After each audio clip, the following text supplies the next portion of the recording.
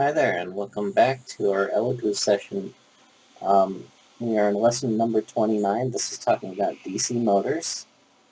And what you're seeing right now is a fan that's being controlled by our Arduino Uno R3 and our Elegoo board that's connected to our breadboard here. Now there's a couple different things happening right now. What you have a circuit here. You have our Elegoo circuit board here, which is plugged in. And you have the controls for it also on the R3. Now I've already added the code to this one and I actually have it running. So it's running off of a variation of code where it'll spin, it'll slow down, it'll even reverse at different.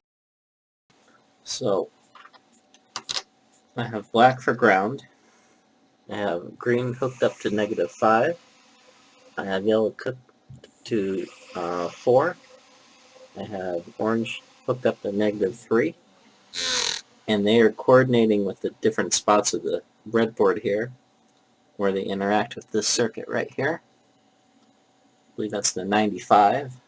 So yeah, this is actually a very rewarding lab right here. I like this one a lot. So there you go.